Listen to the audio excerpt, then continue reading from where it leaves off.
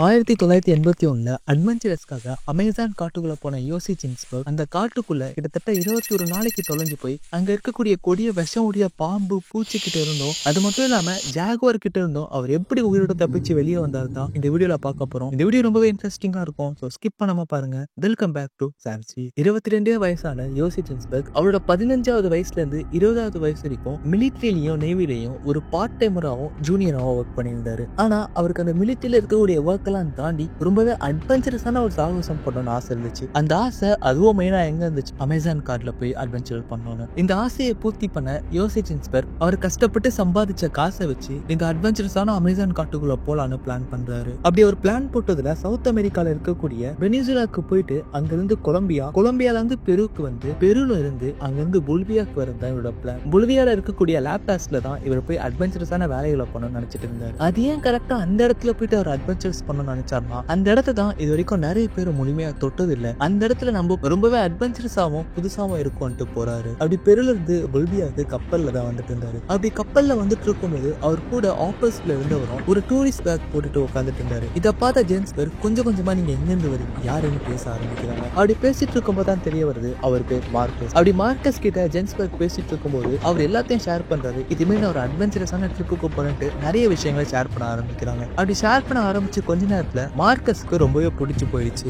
அதனால மார்க்கஸும் நானும் அமேசான் காட்டுக்குள்ள வரேன், எனக்கும் ஆசையா இருக்கு, இன்ட்ரெஸ்டிங்காவும் இருக்கு, சோ நம்ம ரெண்டு பேரும் சேர்ந்தே போலான்னு டிசைட் பண்றாங்க. அப்படி ரெண்டு பேரும் டிசைட் பண்ணி பொலிவியாவுக்கும் வந்து அலைஞ்சிடுறாங்க. என்னதான் இவங்க ரெண்டு பேருக்கும் அமேசான் காட்டுக்குள்ள போகணும்னு ஆசை இருந்தாலும் அந்த அமேசான் காட்டுக்குள்ள போறதுக்கு யாராச்சும் அந்த காட்டை பத்தி தெரிஞ்சவங்க இருக்கணும் இல்லையா? அதனால அந்த காட்டை பத்தி தெரிஞ்சவங்க யாராச்சும் இருக்காங்களான்னு ஜேம்ஸ்பர்க்கும் மார்க்கஸும் தேடுறாங்க. அப்படி பார்க்கும்போது தான் ஆஸ்திரேலியன் ஜுவலிஸ்டான காரல் ரூபெர்ட்டை பாக்குறாங்க. அப்படி பார்த்து இவங்க பேச ஆரம்பிக்கிறாங்க. காரல் ரூபெர்ட்டரும் ஓகே நம்ம போலாம், அது மட்டும் இல்லாம நம்ம கூட ஒரு அமெரிக்கன் போட்டோகிராஃபரான கெவின் கேல் சொல்லக்கூடிய ஒரு பர்சனா வருவாங்க. நம்ம 4 பேரும் தான் அந்த காட்டுக்குள்ள போய் அட்வென்ச்சரஸான வேலையை பண்ண போறோம்னு சொல்லி பேசிட்டு இருக்காங்க. இப்படி பேசிட்டே இருக்கும்போது காரல் ஒரு விஷயத்த பொறுமையா சொல்ல ஆரம்பிக்கிறாரு. அமேசான் காட்டுக்குள்ள நான் சொல்ற வழியில போனா ரொம்பவே சுவாரஸ்யமாவும் த்ரில்லிங்கா இருக்கும். அது மட்டும் இல்லாம நான் சொல்ற இந்த இடத்துல தான் நிறைய பேர் பார்க்காத காட்டுவாசிகளும் நம்மளால பார்க்க முடியும். அது மட்டும் இல்லாம அங்க நிறையவே தங்கம் இருக்கும். அந்த இடத்துல இருந்து நம்ம ரிட்டர்ன் வரும்போது கொஞ்சம் தங்கத்தை எடுத்துக்கலாம் எல்லாரையும் சம்மதிக்க வைக்கிறாரு. இதை தொடர்ந்து இவங்க 4 பேரும் அவங்க பேக்குள்ள அட்வென்ச்சர்ஸ்க்காக எல்லாமே வச்சிட்டு இருக்காங்க.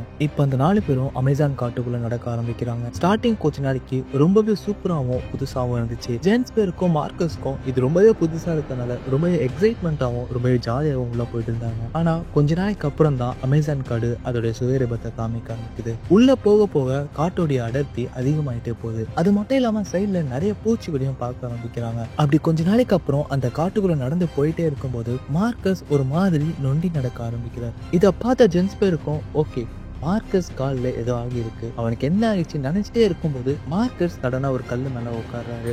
அப்படி உட்காந்து உடனே அவர் காலில் இருக்கக்கூடிய ஷூவெல்லாம் கட்டி பார்க்கும்போது தான் தெரியுது அவருடைய பாதம் முழுக்க கொப்பளங்களும் அடியும் பட்டு இருந்துச்சு. இதனால அவரால் சரியா நடக்க முடியாத ஒரு சிச்சுவேஷன் கிரியேட் ஆச்சு. இதெல்லாம் பார்க்கும்போது ஜேம்ஸ்பர்க்கு கொஞ்சம் சந்தேகம் வர ஆரம்பிக்குது. ஏன்னா காரல் அமேசான் காடு பத்தி எனக்கு தெரியும்னு சொல்லி தான் கூட்டிட்டு வந்தாரு. ஆனா அவர் கூட்டிட்டு வந்த வழியெல்லாம் பார்த்தா ரொம்பவே புதுசா இருக்கு. அது மட்டும் இல்லாம ஆபத்தானதாகவும் இருக்கு. இதெல்லாம் பார்த்த ஜேம்ஸ்பர்க் எதுவும் கேட்டுக்காம மறுபடியும் 4 பேரும் நடக்க ஆரம்பிக்கிறாங்க. அப்படி ஒரு வாரமா இவங்க நடந்து ஒரு ஆறு கிட்ட வந்து நிக்கிறாங்க. ஆனா அந்த ஒரு வாரத்துல இவங்க தேடி வந்த அந்த காட்டுவாசிகளையும் பார்க்கல, அது மட்டும் இல்லாம அந்த தங்க காசுகளையும் பார்க்கல.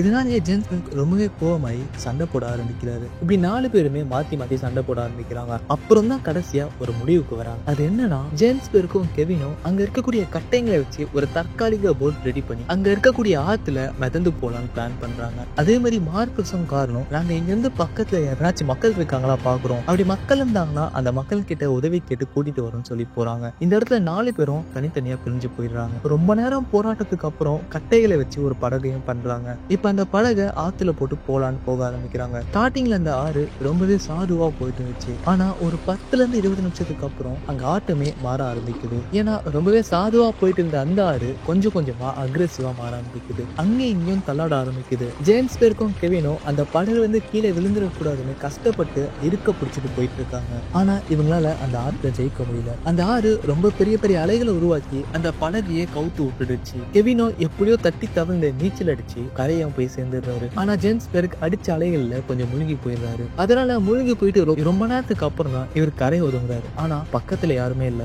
அவர் தொலைஞ்சு போயிட்டாரு. இப்ப ஜேம்ஸ்பெர்க் யாருடைய சப்போர்ட்டும் இல்லாம தனியா அந்த காட்டுக்குள்ள நடந்துட்டு இருக்காரு. ஜேம்ஸ்பெர்க்கு எங்க இருக்காரு, எங்க நடந்துட்டு இருக்காரு எதுவுமே அவருக்கு தெரியல. அது மட்டும் இல்லாம முதல் 5 நாளைக்கு பக்கத்துல இருக்கக்கூடிய காட்டு உணவுல தான் சாப்பிட்டு இருந்திருக்காரு. உதாரணத்துக்கு காட்டு பழங்கள், அங்க இருக்கக்கூடிய பெரி, அது மாதிரி சின்ன சின்ன உணவுகளை வச்சுதான் இவர் சமாளிச்சுட்டு வந்தாரு. இது மாதிரி ஒரு வாரத்துக்கு மேல அவர் கிடைக்கிற சின்ன சின்ன உணவை தான் சாப்பிட்டுட்டு இருந்தாரு. ஆனா என்னதான் அவருக்கு கொஞ்சம் கொஞ்சம் சாப்பாடு கிடைச்சாலும் அவர் இருக்கிறது அமேசான் காடு. அவரை சுத்தி எங்க பார்த்தாலும் பூச்சி, புழு, பாம்புன்னு ரொம்பவே விஷம் உடைய பூச்சிகள் சுத்திட்டே இருந்துச்சு. இதனாலேயே அவருக்கு இதெல்லாம் பார்த்து கொஞ்சம் கொஞ்சம் பயமும் வர ஆரம்பிக்குது. ஆனா எவ்வளவுதான் பயம் இருந்தாலும் அவர் மனசுக்குள்ள சின்னதா ஒரு நம்பிக்கை இருக்கு. நான் இங்க எப்படியாச்சும் தப்பிச்சிடுவாங்க. இதை தொடர்ந்து அவர் தொலைஞ்சு போய் 7வதுல இருந்து 8வது நாளும் ஆக ஆரம்பிக்குது. அந்த 8வது நாள் நைட்டு அவர் கஷ்டப்பட்டு நடந்து போயிட்டு இருக்கும்போது அவர் உடம்புல சுத்தமா எனர்ஜி இல்ல, சரியா சாப்பிடல, தண்ணி குடிக்கல. இப்படி போயிட்டு இருக்கும் போது அந்த இருட்டுல ரொம்பவே கோமா 2 கண்ணு தெரியுது பாக்குறாரு. அந்த கண்ணை தெரிஞ்சதை பார்த்த உடனே ரொம்பவே பயந்துட்டாரு. அப்புறம் தான் அந்த கண்ணு கொஞ்சம் கொஞ்சமா வெளியே வர ஆரம்பிக்குது. ஜேம்ஸ்பெர்க் அதை பார்த்த உடனே அவர் கால்லாம் நடுங்க ஆரம்பிக்குது. ஏன்னா முன்னாடி வந்து நின்னது ஒரு ஜாக்குவார். ரொம்பவே பசியோடையும் கோவமாவும் அந்த ஜாக்குவார் நின்றுட்டு இருக்கு. உடனே ஜேம்ஸ்பெர்க் அவர் கையில இருந்த நெருப்பை வச்சு அந்த ஜாக்குவாரை பயன்படுத்துறாரு. கஷ்டப்பட்டு எப்படியோ அந்த ஜாக்குவாரை அங்க இருந்து துரத்தி அடிச்சிடுறாரு. கிட்டத்தட்ட 10 நாளைக்கும் மேல யாருடைய கனெக்ஷன் இல்லாம ஜேம்ஸ்பெர்க் நடந்துட்டே இருக்காரு. இவருக்கு ரொம்பவே முடியல. ஜேம்ஸ்பெர்க்கும் கொஞ்சம் கொஞ்சமா ஒரு நம்பிக்கை குறைஞ்சிட்டே இருக்கு. அப்படி அவர் நடந்து போயிட்டே இருக்கும்போது அவரால் ரொம்ப முடியாம கீழேயும் ஒரு மாதிரியான மயக்கத்துல விழுந்துடுறாரு.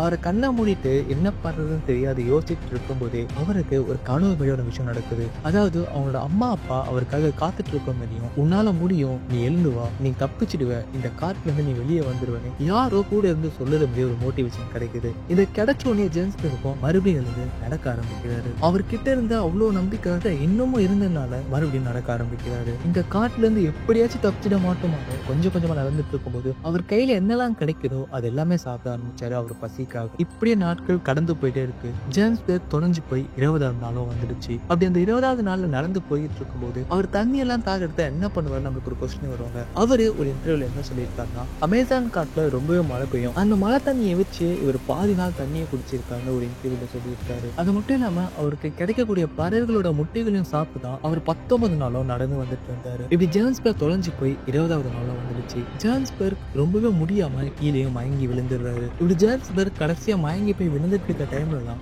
தூரத்துல ஏதோ தண்ணியில வர ஒரு சவுண்ட் கேக்குது. என்னதான் தண்ணியில வருதுன்னு பார்க்கும்போது தெரியுது கெவின் ஆளுங்களை கூட்டிட்டு ஜேம்ஸ்பெர்க்கை தேடி வந்துட்டு இருக்காரு. அந்த படகு உடஞ்சி கெவின் பாதுகாப்பா கரைக்கும் ஒதுங்கிட்டான்னு சொன்னால உடனே அவர் அங்க இருந்து பொதுமக்கள் எங்கேயாச்சும் இருக்காங்கன்னு தேடி போறாரு. அப்படி தேடி போய் அங்க இருக்கக்கூடிய மக்களை கூட்டிட்டு வந்துதான் ஜேம்ஸ்பெர்க்கையும் கண்டுபிடிக்கிறாரு. ஜேம்ஸ்பெர்க் ரொம்பவே உடல்நிலை மோசமா ஹாஸ்பிட்டலுக்கு கொண்டு போறாங்க. ஜேம்ஸ்பெர்க் ஹாஸ்பிட்டல்ல கிட்டத்தட்ட 25 நாளைக்கு அட்மிட் பண்ணப்பட்டாரு. அப்புறம் தான் அவருக்கு தெரிய வருது, நாங்க போய் மக்கள் யாராச்சும் வெளியே இருக்காங்களான்னு பாக்குறோம்னு போன மார்க்கஸும் கார்லும் எங்க போனாங்கன்னு யாருக்கும் தெரியல. நம்ம ஜேம்ஸ்பெர்க்கை பார்த்து கத்துக்க வேண்டிய ஒரே விஷயம் நம்பிக்கை. நம்பிக்கை மட்டுமே இருந்ததுனால மட்டும்தான் ஜேம்ஸ்பெர்க் அந்த காட்டுல இருந்து தப்பிச்சு வந்தாரு. நீங்க ஜேம்ஸ்பெர்க் மாதிரி ஒரு காட்டுல மாட்டியிருந்தா என்ன பண்ணிருப்பீங்கன்னு கமெண்ட் செக்ஷன் லீவ் பண்ணுங்க. அடுத்த ஒரு பேங்கர் வீட்டுல பார்க்கலாம்.